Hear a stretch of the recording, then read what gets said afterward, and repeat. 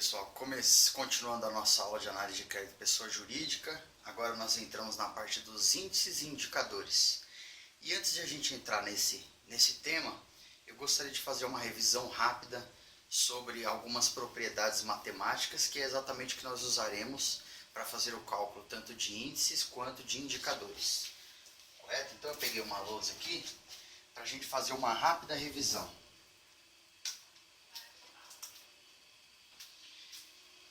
Quando nós queremos comparar duas grandezas, o que nós fazemos? Geralmente nós dividimos uma pela outra e vemos quantas vezes uma grandeza é maior do que a outra. Eu gosto de usar uma analogia que é uma ponte. Então vamos supor que nós temos aqui uma ponte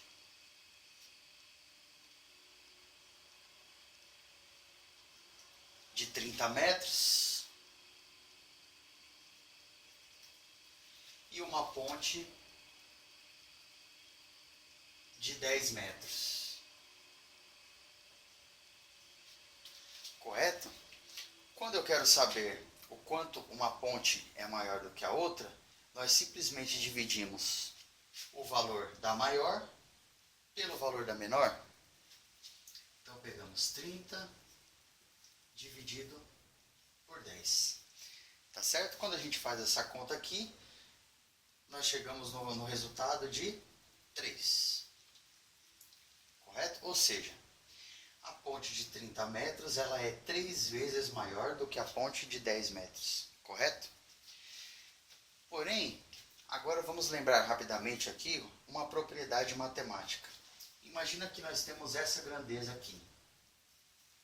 Essa equação 10 vezes 100 igual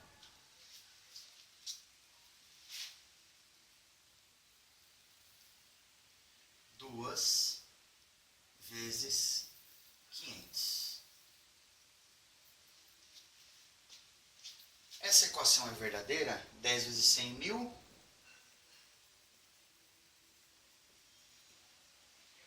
2 vezes 500 também é 1000.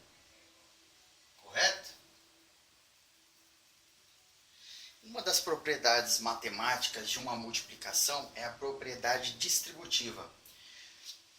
Se eu for acrescentar algo deste lado aqui, eu tenho que fazer de igual forma desse outro lado, para que essa equação continue igual, continue sendo verdadeira.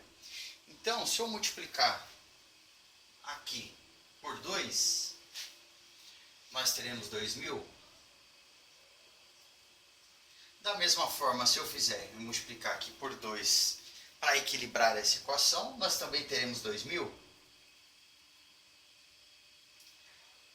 Essa propriedade distributiva, da mesma forma que ela se aplica nas equações de multiplicação, ela também é aplicada nas equações de divisão. Então, se nós temos aqui 30 dividido por 10, o que eu fizer aqui, eu tenho que fazer igual aqui, para que essa equação continue igual, para que essa divisão não seja desequilibrada. Podemos dividir esse por 10 e esse por 10. Certo? 30 por 10, 3. 10 por 10, 1. Certo? Então temos o número 3. Quando eu divido uma grandeza pela outra... só uma recordação. Numa fração, esse número aqui chama-se numerador. Só para relembrar. E esse, denominador. Quando eu faço uma divisão, eu acabo descobrindo quantas vezes o denominador cabe dentro do numerador. Então essa ponte aqui, ela cabe 1, 2, 3 vezes na ponte maior. Correto, gente? Os índices que nós verificaremos nada mais é que uma comparação idêntica a essa que vocês acabaram de rever. Só que utilizando grandezas das demonstrações financeiras das empresas. Correto? Agora eu queria lembrar com vocês uma outra questão matemática. Vamos lembrar um pouco sobre porcentagem.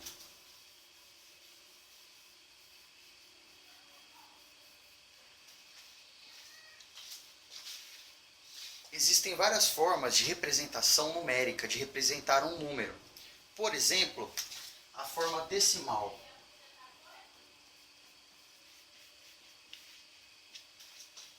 Exemplos: 0,3, 58,7 e assim por diante. Temos a forma fracionária. Fração.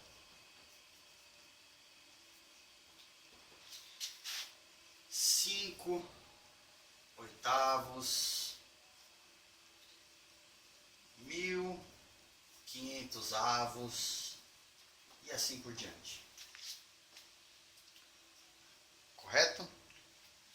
Então, o que acontece? Quando nós fazemos cálculo de porcentagem, vamos recordar aqui o que seria a porcentagem. Quando você divide uma grandeza por outra, você verifica exatamente quantas vezes esse número aqui cabe dentro do seu numerador, quantas vezes o denominador cabe dentro do numerador, correto? Vamos fazer aqui uma divisão aplicando a propriedade distributiva. Eu posso dividir esse número por 100, igual vimos anteriormente. Posso dividir esse outro por 100 também. Quanto daria essa conta? Essa aqui eu não preciso, já sei de cabeça, eu vou te mostrar em breve um artifício para você conseguir fazer de cabeça. E essa dá 1. Correto? Ou seja, significa que o número 100, ele cabe 0,3 vezes no número 30. Só que 0,3 não é menor do que 1. É como se fosse uma ponte. Nós estamos comparando uma ponte menor com uma ponte maior. Então, o que acontece? Esse número 0,3 ele é menor do que 1, ou seja, essa ponte aqui ela cabe menos de uma vez nessa outra ponte menor. E qual é esse valor? 0,3. Correto? Então, a porcentagem nada mais é que este número aqui, só que expresso de uma forma diferente. A porcentagem ela também mostra grandezas comparadas, é uma divisão de um número pelo outro. A diferença é que eles usam esse símbolo, para que você saiba exatamente que essa representação está dizendo o quanto um número representa do outro. Nesse caso aqui, o 30 representa 0,3 de 100. Só que eles inventaram esse sinal de porcentagem para ficar mais fácil a sua leitura. Seria exatamente isso. Quando você tem esse número aqui, porcento, é a mesma coisa que um número dividido por 100. 30 dividido por 100 é 30%. Ele tem essa forma de ser expressa, ele tem essa forma 0,3, ou ainda, ele tem essa forma aqui, 30%. Então, quando você tem esse símbolo de porcento, seria a mesma coisa que você pegar um número decimal, expresso da forma decimal, e multiplicar ele por 100. Quanto dá 0,3 vezes 100? Dá 30. Correto?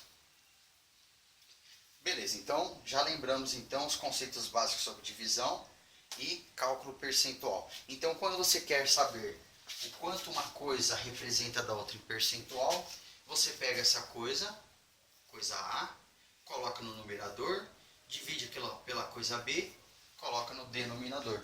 E você vai descobrir exatamente o quanto esse valor representa desse. Correto, gente? Independente do valor.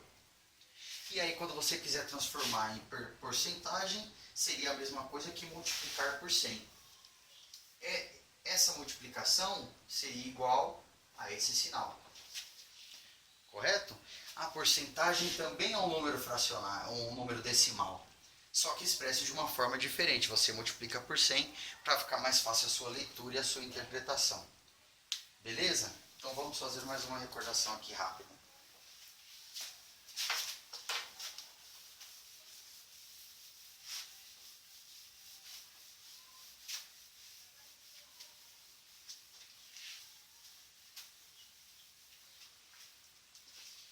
outra coisa que vai nos ajudar nos cálculos dos índices é a gente fazer um atalho matemático para vocês saberem como fazer de cabeça uma divisão ou multiplicação por números que sejam múltiplos de 10.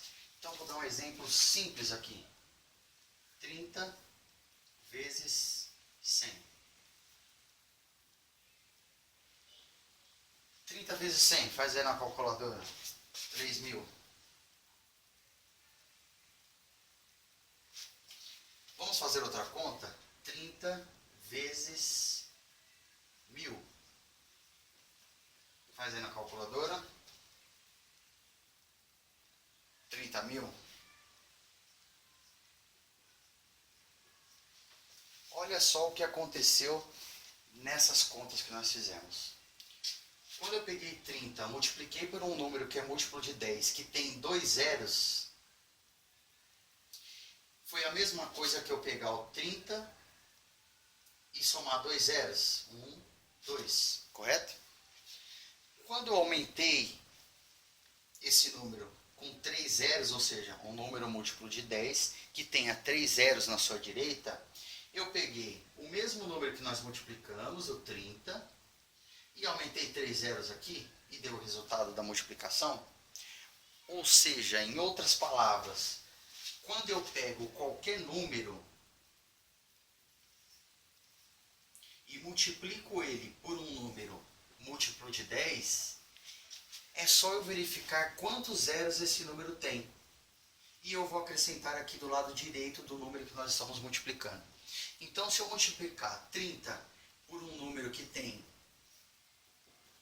10 zeros, 1, 2, 3, 4, 5, 1, 2, 3, 4, 5, 6, 7, 8, 9, 10. Seria a mesma coisa que eu repetir o 30 e colocar 10 números zeros aqui, sem fazer conta. 1, 2, 3, 4, 5, 6, 7, 8, 9, 10. Que número é esse? Que. 1.000, milhões, 30 bilhões. 30 vezes um número que tem 10 zeros, um múltiplo de 10 que tenha 10 zeros é igual a 30 bilhões. Isso a gente consegue fazer de cabeça. Por que vai ajudar esse atalho matemático que eu ensinei para vocês?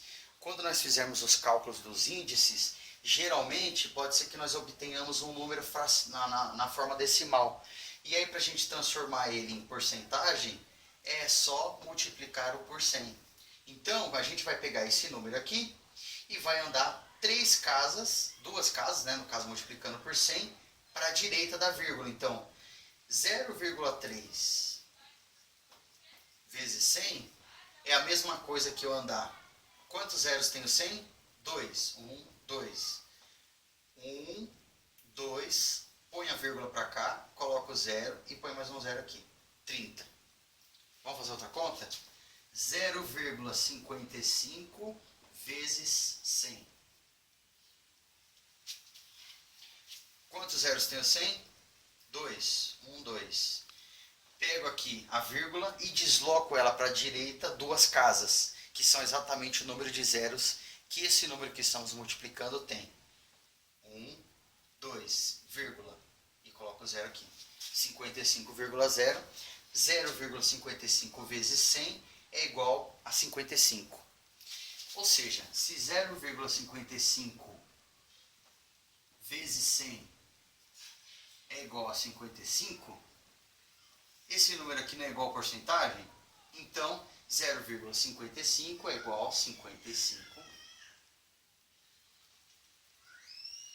Correto?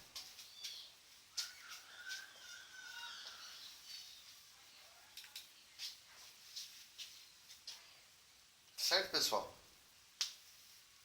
Então é isso, para a gente ter uma base aí sobre divisões, isso vai nos ajudar bastante. O oposto disso também se aplica. Então vamos demonstrar aqui.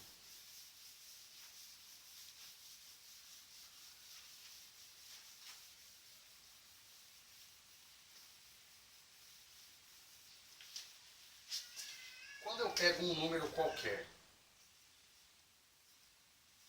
e divido ele por um número que seja múltiplo de 10, É a mesma regra, só que invertida. Como assim, Marco? Quanto que dá 300 dividido por 100? Dá 3. Olha só, quantos zeros tem o 100? 2. Concorda que aqui é 300,0? Quando eu divido um número múltiplo de 10, é a mesma coisa que eu pegar essa vírgula e deslocar ela para a esquerda. Então, quando a gente multiplica, a gente desloca ela para a direita. O mesmo número de deslocamentos igual ao número de zeros que tem aquele número. E quando eu divido esse número por um múltiplo de 10, seria a mesma coisa eu deslocar a vírgula para a esquerda, o mesmo número de vezes que aparece o zero aqui. Então, o 100 tem quantos zeros? 2. Eu pego essa vírgula, 1, 2, desloco ela para cá. Dá 3. 1558 dividido por 1000. Quanto dá essa conta? Faz na calculadora aí para ver se está certo. Obtendo o valor? Vamos fazer daqui. 1558,0, correto? Quantos zeros tem o 1000? 3 zeros. Então eu vou pegar essa vírgula e vou deslocar ela 3 posições para a esquerda. 1, 2, 3. Pronto. 1,55558. Nem precisa fazer a conta, dá para fazer de cabeça. Legal? Então, só relembrando algumas propriedades, ensinei para vocês os atalhos de divisão e multiplicação por números que são múltiplos de 10. Isso vai nos ajudar no cálculo dos índices. Vamos voltar para cá, para o slide? Então, vamos. Bora lá.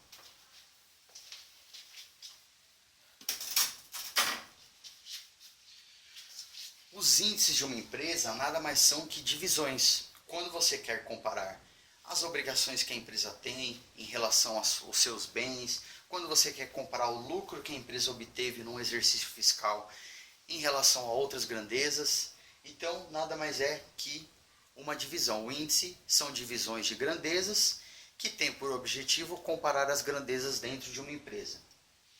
Os primeiros índices aqui que nós vamos comentar um pouco são os índices de endividamento de uma empresa. Ou seja, quando você quer comparar a dívida dessa empresa em relação a outras grandezas que a empresa possua. Tá certo? Então, o primeiro índice que nós vamos verificar aqui, só lembrando, índice é sempre quando você divide uma coisa pela outra. Por exemplo, o índice de mortalidade infantil do Brasil. Você pega o número de crianças nascidas que morreram e divide pelo número total de crianças nascidas. E aí você tem o índice de mortalidade infantil do nosso país. E existem uma série de outros índices que nada mais são números que são divididos para que eles sejam comparados com outros números. E quando você ouvir indicador, significa que é uma coisa menos a outra. Então você pega o seu salário bruto, menos o que você gasta de despesas, sobra o seu salário líquido. O seu salário líquido nada mais é que um indicador do que o que sobra no seu bolso. Tá certo? Então, voltando aqui para índices, o primeiro índice é o que os economistas chamam de endividamento total. E como a gente calcula esse endividamento total? Você pega todas as dívidas da empresa e divide por todos os seus bens. Voltando aqui no balanço, você pega todas as dívidas que a empresa tem, a soma desses dois aqui, e divide pelos bens que a empresa tem. Tá certo? Lá na frente a gente vai fazer todos esses cálculos de uma vez. Então eu vou explicar um por um e depois nós vamos na prática. O que esse endividamento quer dizer? Qual a interpretação desse cálculo, desse índice? Proporção total dos ativos, ou seja, dos bens das empresas, financiados pelos credores. Quanto menor, melhor.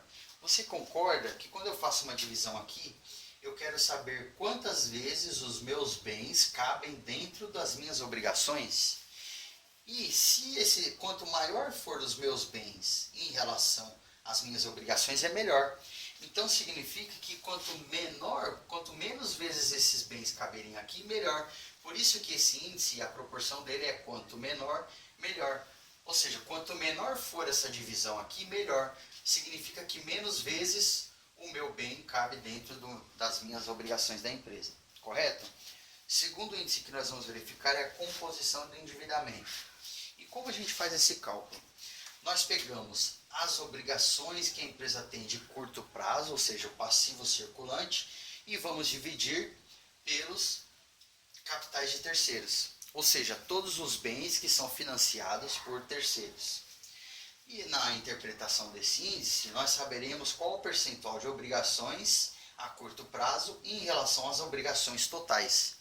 Tá certo? Capitais de terceiro aqui, só lembrando, são as obrigações totais, né, de curto e de longo prazo da empresa, os passivos circulantes mais os passivos não circulantes. E essa proporção, como que nós interpretamos? Quanto menor ela for, melhor. Tá certo? Então é isso. Por que quanto melhor, menor? Quanto menor, melhor? Porque quanto significa que eu tenho uma proporção de obrigações de curto prazo pequena em relação ao total de obrigações. Porque do ponto de vista do fluxo de caixa, quanto mais eu demorar para pagar uma obrigação, melhor. Ou seja, eu tenho pouca obrigação para desembolsar agora num prazo de 1 ano. Então significa que isso é bom. O dinheiro vai demorar para sair do meu bolso. Eu terei mais tempo de operar, de gerar lucro, de gerar rentabilidade para a empresa. Tá bom? Vamos no terceiro índice de endividamento, que ele é também conhecido como o índice de alavancagem. A alavancagem nada mais é, do ponto de vista financeiro, a sua dívida que você faz na sua operação para que você tenha lucro, para que você opere. E como que a gente faz esse cálculo? Nós pegamos o ativo total da empresa, ou seja, os bens totais dessa empresa, e dividimos pelo seu patrimônio líquido.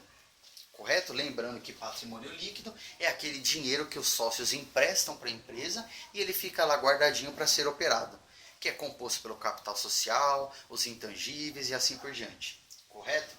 Então a relação entre o tamanho da operação e o capital próprio utilizado para financiá-lo. Mas calma aí, mas por que não tem uma proporção aqui? Porque depende.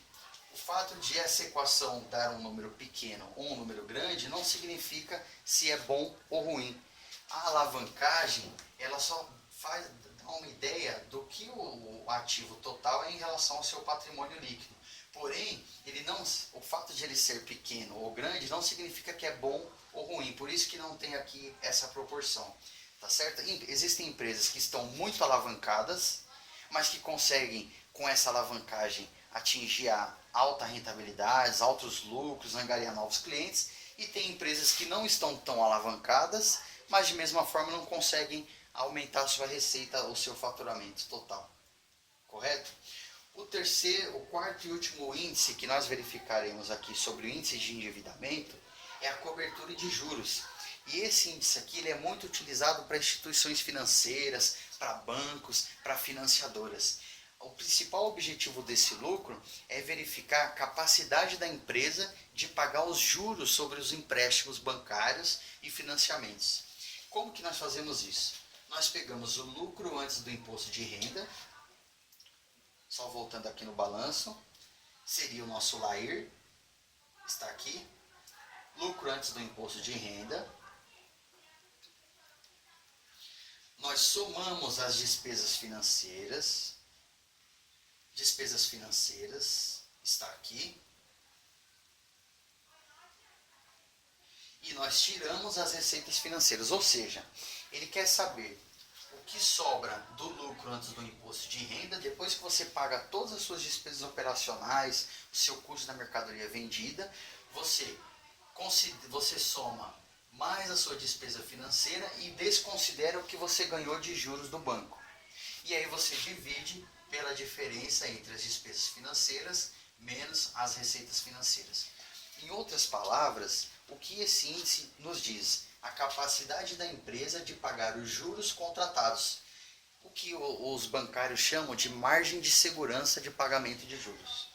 Quanto maior, melhor. Ou seja, quanto maior for essa despesa financeira que você tiver, desconsiderando o que você ganha do banco, em relação ao que sobra antes do imposto de renda, é melhor, tá certo?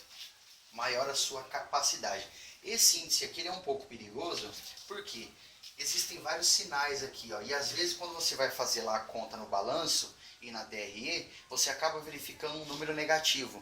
Quando você observa um número negativo, é importante que você faça a comparação e faça uma análise de quais desses números aqui, dessas grandezas, estão negativas, que ocasionaram com que a divisão esteja negativa.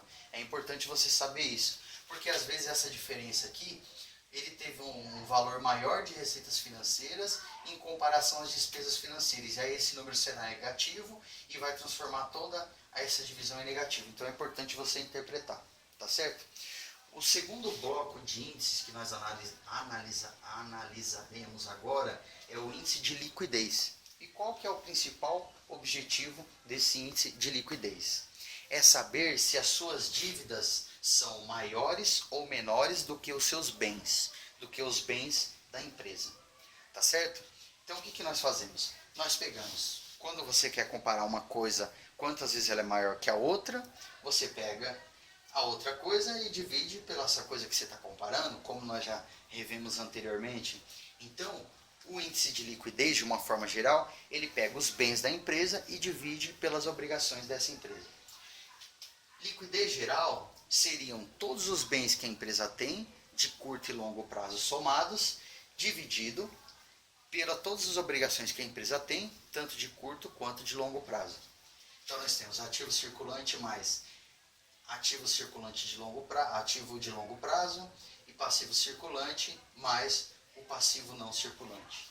Quando você divide isso, você vai ter um índice que ele chega na forma decimal e aí você transforma ele em percentual para você saber qual o percentual de passivos em relação aos ativos, correto? Já também revimos anteriormente como fazer essa brincadeirinha de conversão em percentual e decimal e fracional, tá certo?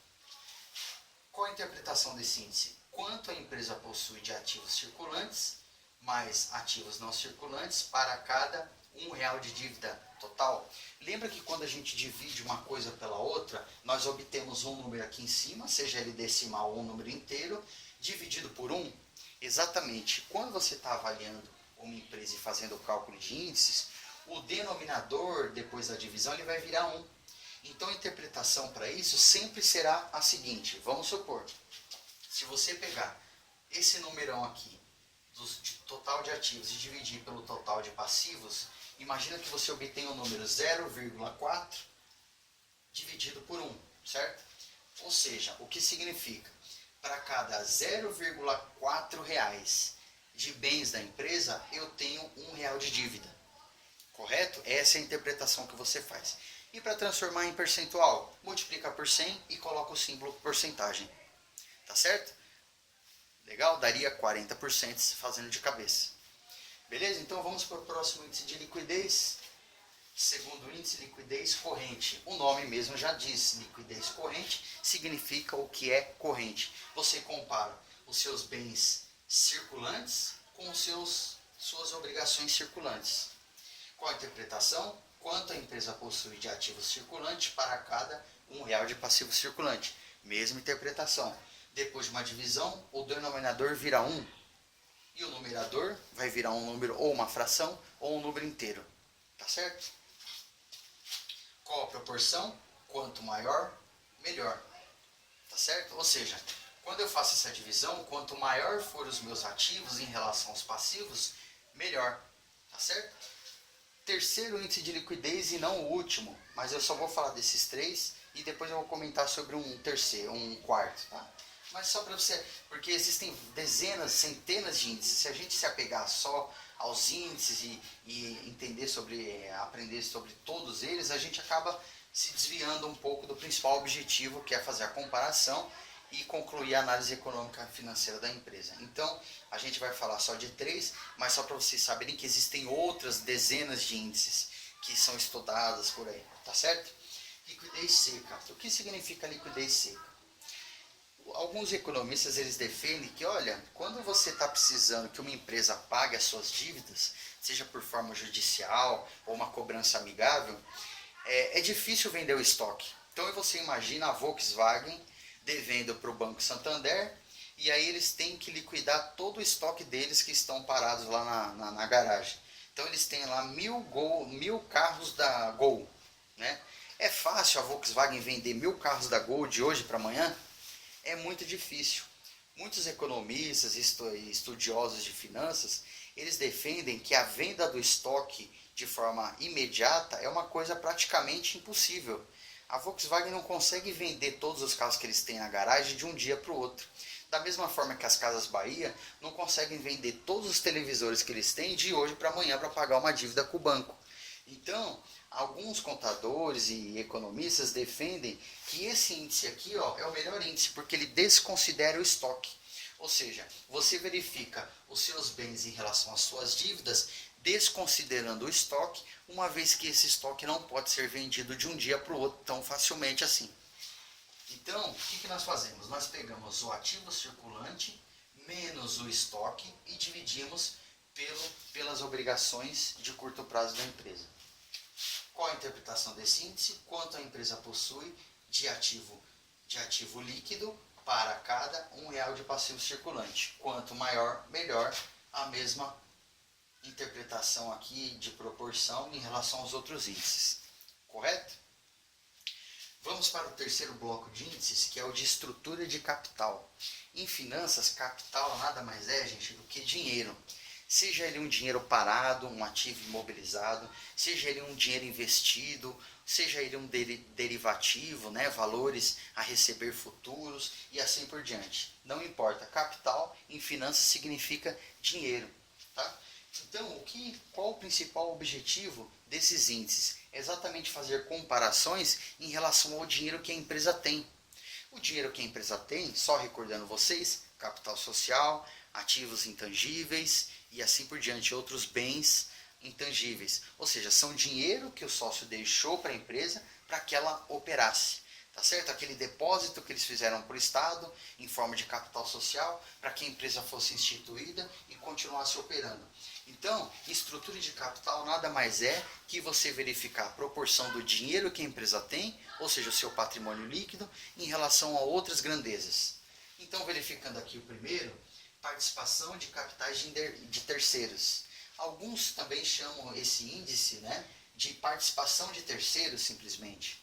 Então, nós temos o capitais de terceiros, que só relembrando são os passivos circulantes mais os não circulantes, tirando o patrimônio líquido, que ele também aparece lá nos passivos, mas esse não é considerável dívida, porque é uma dívida que a empresa tem com sócios e não uma dívida com terceiros. Então, essa patrimônio líquido não entraria nessa interpretação de capitais de terceiros, dividido pelo patrimônio líquido da empresa. Então, você quer saber quantas vezes os bens da empresa, né, líquidos, eles cabem dentro do dinheiro que os terceiros emprestaram, tá certo? Qual a interpretação? Quanto a empresa tomou de capitais de terceiro para cada R$100 de capital próprio, correto? Quanto menor, melhor, significa que quanto menor for essa divisão aqui, significa que maior é o patrimônio líquido em relação ao capitais de terceiros ou dinheiro emprestado de terceiros, correto? Segundo o índice de estrutura de capital, nós temos a imobilização do patrimônio líquido, ou chamado pelos contadores como imobilização do PL. O contador gosta de fazer abreviações. Patrimônio líquido igual PL. Nós pegamos os bens da empresa, os ativos fixos ou ativos permanentes, ou seja, são todos aqueles bens que a empresa utiliza para operar, as máquinas por exemplo, né, a Volkswagen utiliza, os robôs, todas aquelas esteiras e plataformas que eles utilizam para produzir os carros, aquilo é considerado como ativo permanente. É um bem permanente porque ele tem que ficar na empresa para a empresa operar. Ativo fixo também chamado por alguns contadores. Você pega então esses ativos permanentes e divide pelo bem líquido da empresa, o patrimônio líquido da empresa. Qual a interpretação? Quanto a empresa aplicou de ativo permanente para cada R$100 de patrimônio líquido. Correto? O que esse índice nos diz? Esse índice nos diz o quanto a empresa precisa investir em bens fixos para que ela consiga operar. Por exemplo, empresas montadoras de carros, empresas siderúrgicas, elas têm um alto índice de imobilização de patrimônio líquido. Por quê? Esse valor aqui, ele é muito grande em relação ao patrimônio líquido da empresa. Ela precisa comprar máquinas, esteiras, robôs caríssimos para que ela consiga operar. Então, empresas geralmente petrolíferas, montadoras, empresas de autopeça, né, que fazem a produção das peças de veículos, elas têm um alto índice de imobilização de patrimônio, tá certo? De bens, porque ela precisa investir muito em robôs, em ativos permanentes para que ela consiga operar. Já em contrapartida, existem outros tipos de empresa que têm um baixo índice de mobilização de recursos. Por exemplo, empresas prestadoras de serviço, como serviços de advocacia, de contabilidade, elas precisam só de um computador, de uma máquina, de um laptop, uma impressora, e às vezes ela tem um patrimônio líquido razoavelmente maior do que o que eles precisam investir em bens fixos. Correto, gente? É isso. Terceiro e último índice que nós veremos sobre estrutura de capital é a imobilização de recursos não correntes. Se por uma vez esse aqui ele verifica os bens que você deixou fixo na empresa, esses não correntes são exatamente os recursos que você não são realizáveis de curto prazo, ou seja, são superiores a 12 meses. Você pega o ativo permanente da empresa, ou seja, tudo que a empresa investiu e deixou fixo lá na empresa para que ela seja operada, e você divide pelo patrimônio líquido mais os exigíveis de longo prazo da empresa. E com a interpretação desse índice, que percentual dos recursos não correntes, patrimônio líquido exigível de longo prazo, foi destinado ao ativo permanente? A interpretação disso é: quanto menor for esse índice, melhor. Tá certo?